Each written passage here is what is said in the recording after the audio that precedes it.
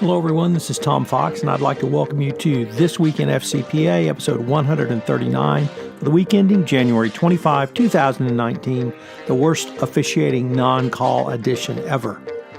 As the NFL completely blows yet another call and response in a NFC Championship game, and the Patriots and Rams advance to the Super Bowl, Jay and myself ask, does the NFL even care to get it right? We also look at some of the week's top compliance and ethics stories. Before we get to that, a word from our sponsor, Affiliated Monitors.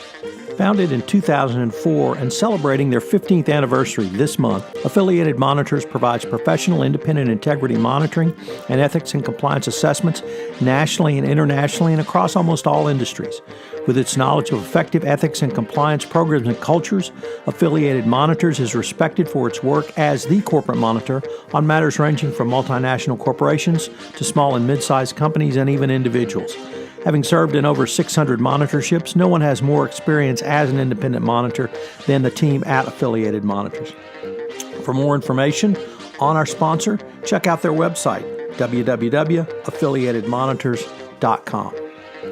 This week we have a wide variety of stories. We take a look at the first GDPR fine against a U.S. company, Google, new corporate governance in Germany. Deutsche Bank continues its run of regulatory scrutiny. Dick Cassin asks, should some parts of a compliance program be kept secret? An academic study finds that fraud mars a firm's reputational value. Mike Volkov considers siloed compliance and how to overcome it. Matt Kelly and I take a look at specific corruption issues around distributors. How will the Bribe Act be enforced in 2019 and how to handle an investigation in Russia? We conclude with some remarks about the NFL and its pathetic, inane non-response to the non-call in the Patriots-Rams NFC Championship. This Week in FCPA is a presentation of the Compliance Podcast Network. Hello, everyone. This is Tom Fox. I'm the Compliance Evangelist, and along with Jay Rosen, Mr. Monitors, we are here for episode 139 of This Week in FCPA for the week ending January 25, 2019, the worst officiating non-call ever edition. Jay, as we were treated to some horrid officiating, both the Patriots and Rams advanced to the Super Bowl.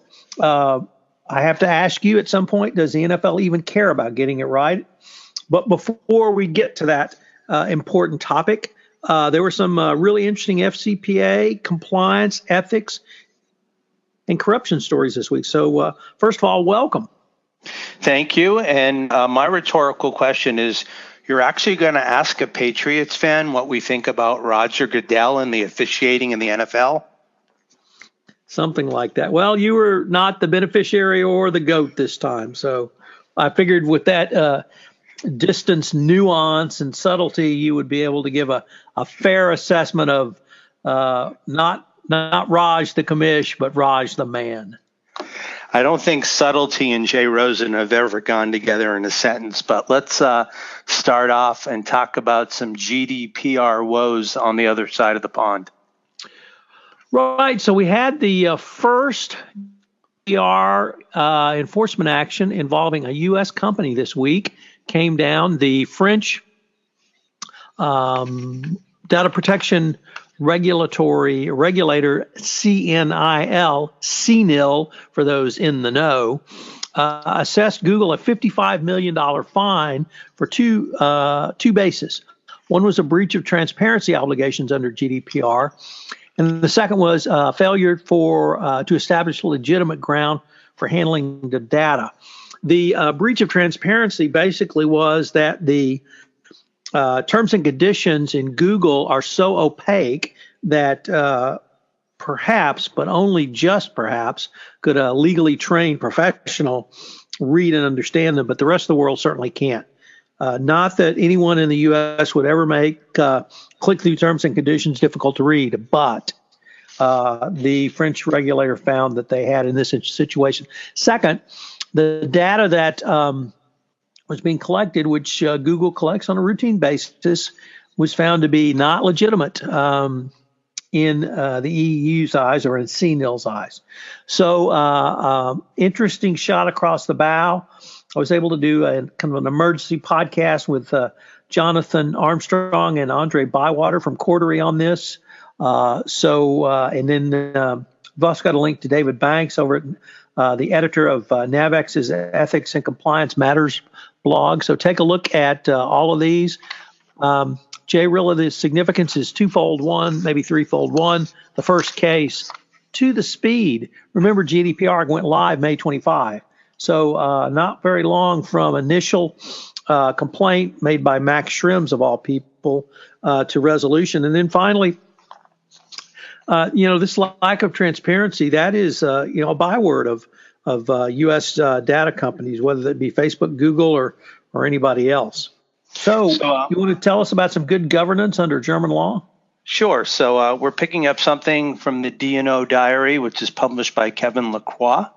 And apologies in advance about the names of our colleagues from Germany, but there's 3 attorneys from Mayor Brown's Frankfurt office that worked on putting this client alert together. Ulrike Binder, young Kraayvanger, and Burkhard Fassbach. So one of the things they've taken a look at is German corporate governance, and specifically the code, which presents essential regulations for management and supervision of German-listed companies. And they refer to a keynote speech at the German Institute for Compliance that was given in the summer of 2016 by Ralph Rahm, presiding judge of the first criminal senate of the German Federal Supreme Court. He summarized the requirements for an adequate compliance management system, a CMS, and first pursuant to the principle of tone from the top. They went on to enumerate some best practices that came from the Ethics and Compliance Initiative, and among those are leaders are expected to and incentivized to personally act with integrity. Values and standards are clearly communicated. Leaders create an environment where employees are empowered. Discipline action is consistently taken against violators, and investigations are objective, consistent, and fair to all parties. Now, what they do is further on, they're going to break this down into the differences between executive liability versus internal liability, full liability, and burden of proof. And one of the remarks that I thought was kind of interesting is when they first start talking about executive liability, they say in the area of management liability, Germany is one of the most litigious countries in the world behind the U.S. and Australia, and in almost no other jurisdiction are the risks for managing directors higher. So in terms of if you're on a board and you're in Germany, you really need to know about ethics and compliance, and then there's different degrees to which the company or the board may be responsible. So we link to this in the show notes, but it's a very well-researched article, and I think it will definitely give some insight into what's happening in the German market, and especially since they are bringing DPAs on in the short term. So those are my takeaways. Anything on your side, Tom? Yeah, Jay, I thought it was an interesting read, and it's always good to understand what good corporate governance is under any law. And it really helps, I think, the compliance practitioner be able to help educate his board or her board on this issue, particularly if they're doing business in Germany. Jay, if I could use that to transition to another story involving the German bank, Deutsche Bank. They are now under U.S. scrutiny for their role in the Dansk Bank scandal. Deutsche Bank, we should parenthetically note, is Donald Trump's bank, has been continually under U.S. scrutiny for their anti-money laundering deficiencies, and this is just one more. Deutsche Bank has struggled with stress testing, which is yet another problem.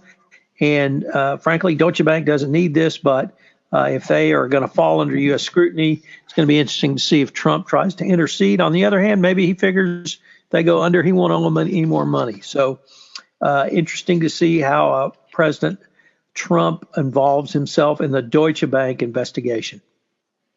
Up next, we have an article from Dick Cassin at the FCPA Blog, and he's hit it out of the park again. He's had some real great insights in the first month of 2019, and today he asked the question, should some parts of a compliance program be kept secret? And in the past, most companies take their code of conduct and policies and procedures and put them up on their investor relations page, and they make it very transparent so everyone can see what the expectations is. But one of the questions Dick asks is, from a corporate security perspective, the internal controls are there to stop people from stealing from the company or using assets to commit fraud. So internal controls then something like the security system around a bank vault, and he's wondering if those things should actually be put out for people with nefarious intentions. Last week, we spoke about him talking about combining AI with compliance, and now he's wondering that is it a good idea to reveal where all these new tools are embedded and how they'll work? So he thinks there should probably be a compromise, that there is transparency, but if there are things that are integral to a company's corporate security, maybe those are the things that should be kept behind the firewall. So let's go academic now, Jay. Okay. In all its glory. And I say that as the son of a professor, or at least a former professor. There was a very interesting article posted in New York University's Compliance and Enforcement blog by Christos Makridis and some other name which ends with Mr. Zhou. And it's entitled Firm Reputation Following Accounting Frauds, Evidence from Employee Ratings. And although this is as about as dry as academic language as you can ask for, Jay, the result of this research by these two individuals is that how employees think about their company and how the general public thinks about a company influences the company's ability to retain and attract talented employees, which is an integral determinant of firm value. And when you have an accounting scandal, when you have an accounting fraud, this drives this down so that there is seen a decline in the perception of the companies, which is driven down the overall ratings of a company, which further drive down the value of the company. It's a very long-winded way, and I must say I've summarized about 16 paragraphs in a few words that if you have an accounting fraud, if you have an accounting scandal, and I would say if you want to expand it out to an FCPA scandal, it's going to negatively impact both how employees see the company and how the public perceives the company, and that's going to lead to a decrease in the value of the company. I think you and I would both probably say this is intuitive, but here we have academic research verifying this. So one more data point of academic research that in the growing field of bribery and corruption, and here accounting fraud, which demonstrates that without a robust compliance program, without a robust anti-fraud program, without a robust anti-money laundering fraud program, if you get in trouble and if there's a misstep, it's going to really hurt not only in the fine and penalty and investigative costs, but the longer-term costs of to your employees and to the public's perceptions of your company may be something that is really hard to overcome going forward. Definitely agree with that, and it's in line with our expectations. Next up, we have something that's coming to us from our Everything Compliance colleague, Mike Volkov, and this comes from his website, which is the Corruption, Crime, and Compliance website, and the article is Merging Trade Compliance and Ethics and Compliance Silos. And one of the things that I like about when Mike does something is he's really gets to the point and lays things out very easily for people to understand. And basically, he's looking at companies that have two siloed ethics and compliance system, and they might be involved with ITAR, or they might have trade compliance, or they might have things that are heavily regulated. But what's happened in these firms is that information is siloed and it's not part of their regular ethics and compliance plan. And Mike makes a very cohesive argument here that those silos should be broken down, and it's more effective if you take the elements of a trade compliance program, which are the same elements that are part of a regular anti-corruption, anti-money laundering, and other risk preventive program, and you put them together under the same roof. So makes a lot of sense. I don't know how much that costs from an accounting and from a technology and an IT perspective, but I would think in the long run, not only will you gain efficiencies, but you would probably save money as well. Tom, next up, we've got something from Matt Kelly that I believe it's a paper he did for Navex, and it's talking about distributors, FCPA, and internal controls, lessons for anti-bribery and corruption programs. What's on Matt's mind? So we complete the trilogy, Jay, of our other Everything Compliance colleagues. First had Jonathan Armstrong on Google, Mike Volkov, you just talked about. Now we have Matt Kelly. Matt writing in, as you noted, Navex Global's Ethics and Compliance Matters blog. And here he talked about the Polycom case, and he took a really deep dive into it. And I was so impressed by Matt's blog, even though we had both blogged about this case and indeed done an entire podcast on it. We did it again, in the Compliance Into the Weeds. And what Matt pointed out was the difference in the sales model of using a distributor from a commissioned sales agent or your own employees. It presents an entire different set of risks. It presents an entirely different set of potential pots of money that could be used or funded, rather, to pay a bribe. So how much is your discount program for your distributors? Do you give your distributors coupons? Do you provide them with rebates? Do you provide them with sales devices which circulate throughout your company, throughout the distributors and the end-using customers? Any one of those could be converted to cash. Typically with an agent, Jay, it's the commission, and that's it. Or they could be paid a straight hourly rate, more rare, but still is done from time to time. So you know where the pot of cash is, and you can monitor it more closely. There are lots of different potential pots of cash in the distributor. So we really use that as a starting point to try to explore what are the types of internal controls that you would need or could need to try and prevent or detect bribery and corruption from the distributor model. It was really an interesting case.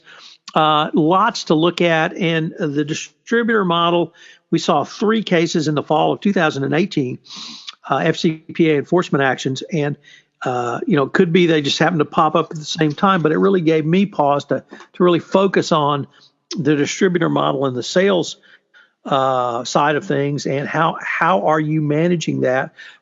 And here, Matt really focused on the internal controls risk. So take a look at Matt's article, listen to Compliance Into the Weeds, because we really took a deep dive into the weeds and geeked out totally. So it was a lot of fun, and I learned a lot out of it. Geeking out with the coolest guy in compliance, Tom Fox. It doesn't get much better. So next up, we have another piece from the FCPA blog. And this comes from a partner at Reynolds, Porter and Chamberlain LLP in London. Gentleman's name is Sam Tate, and he is the co-author of a leading UK anti-corruption compliance textbook, Bribery: A Compliance Handbook.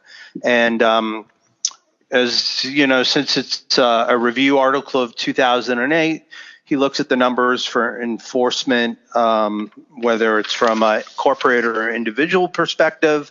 And what he's done, that I think the part that we found the most interesting, is that he made some prognostications for 2019. And the first basket he's looking at is surveillance. And he feels that the SFO has indicated that it intends to place a greater emphasis on obtaining its own cases rather than relying on referrals from the UK or US agencies. To that effect, the budget for the SFO has been increased from $44 million to $67.8 million.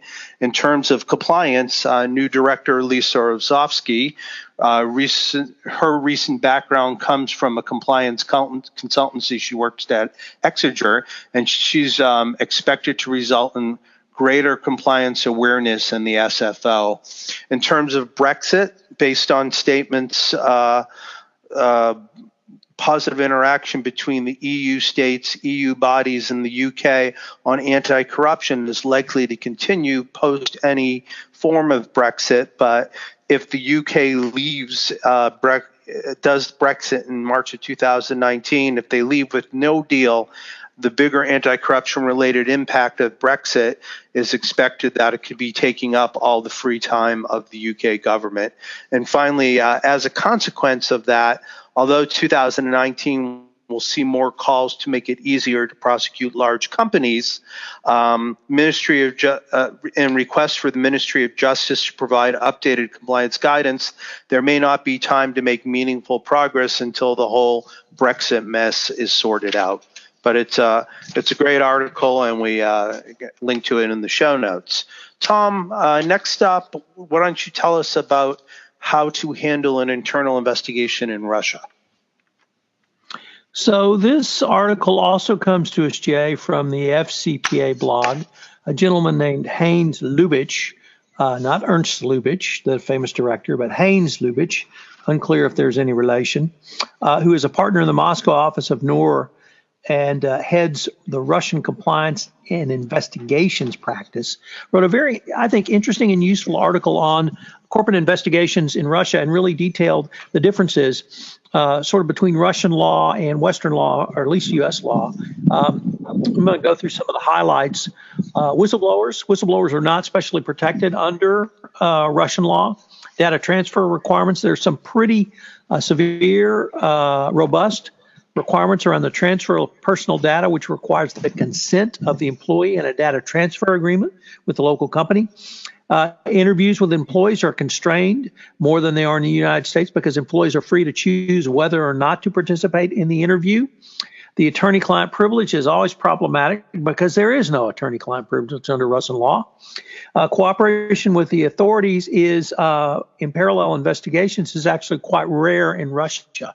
So something very different than the United States. Disciplinary measures, as you might guess, from a former country where the workers own the methods and means of production, it's difficult to discipline someone in Russia, but because there's a strict labor law, and you must follow the requirements of that labor law. Once again, unlike at-will employees in the United States. And finally, self-reporting is relatively not known or unknown well in Russia. So this can add to an uncertainties about what you need to do, and usually only done in exceptional cases. It's a really interesting article, and I think a useful article, even if you're not going to be involved presently or shortly in an investigation in Russia, to understand the differences in what you can and can't do. So kudos to Mr. Lubitsch for submitting this for our consideration, Jay. So this week we had the first Affiliated Monitors sponsored week-long podcast, and you spoke to my colleagues Vin DiCiani and Eric Feldman. What did you guys speak about, and are there any takeaways you'd like to leave? So, Jay, this week it was the first podcast series of 2019, not the first. But we did a series on the Binkowski memo, but really expanded it to DOJ guidance, starting with the new corporate enforcement policy going forward. And it was literally a mini masterclass from Vin and Eric on what companies need to do to avoid a monitor if they find themselves in an investigation and really get them through an enforcement action. They took and sliced and diced the Binkowski memo, not from the perspective of what the DOJ has to do to assign a monitor, but really what can a company do to avoid a monitor. And that may seem counterintuitive to the mission of AMI. Nevertheless, it was an extremely useful series and extremely, I thought, helpful for the compliance practitioner. The bottom line is, and it's the title of episode 4, using the Binkowski memo as a sword and a shield. You can use it to protect yourself as a company, but you can also use it affirmatively and offensively because of the language it details that the department has to go through, and it would show you how to avoid a monitor. So we've got all 5 episodes up. You can listen to it on the FCPA Compliance Report. You can download all 5 episodes on iTunes and binge listen. Also on JD Supra, Panoply, and YouTube if you want to go that route. It's a really fascinating series. I have to say I learned a lot, and the whole roadmap idea from this memo I found really useful, Jay, and I think our listeners will as well. All right, so now we're down to the topic that you previewed in the opening. What is arrogance in leadership? The lads debate how the NFL can be so incompetent and seemingly not care one iota about it. Jay, we've just got a few minutes left, so I'll quickly say that in the Rams-Saints game with about 2 minutes to go, there was a clear pass interference when a defensive back ran about 20 yards and hit a defenseless receiver in the head, helmet to helmet, knocked him out of bounds, and interfering with his ability to catch the ball, and also helmet to hit. There was one referee approximately 7 yards away looking right at the play. There was another referee approximately 12 to 13 yards away looking right at the play. Seemingly neither saw it because neither threw a flag. My wife, as everyone knows, Mrs. Compliance Evangelist, is English, and she joined the 50 guys in a bar club. If you don't know what that is, if 50 guys in a bar say plays a violation, it's a violation. And even she said, well, you can't do that. That's not fair. You can't hit him before the ball gets there, and you can't hit him in the head. So when Mrs. Compliance Evangelist recognizes it's a clear penalty, it's a penalty. It costs New Orleans the game without a doubt. There's no recourse to New Orleans. But this point, or this section, Jay, is about leadership, and we've had a complete lack of leadership from Roger Goodell. He has not spoken publicly. He has not taken ownership of the blown call. He has not said that the NFL will rectify or remedy this. He has not said we will utilize all of our resources to get it right in the future. He has said absolutely nothing, and it's just pathetic. And I don't even particularly like the Saints, and I care nothing about the Rams. So it was just, don't let me go any further. Okay. Well, I will say that you are preaching to the choir, but some other time, maybe we do want to take up on one of our forums whether or not pass interference or similar types of penalties, offsides, whether or not that they can be officially challenged. So I think that's at the crux of the matter, but I do agree with you that the NFL's lack of ownership is appalling. So on behalf of Tom Fox, the compliance evangelist, and myself, Jay Rose and Mr. Monitor, we'd like to thank you for joining us for this week in FCPA episode 139 for the week ending January 25th, the Worst Officiating Non-Call Ever edition.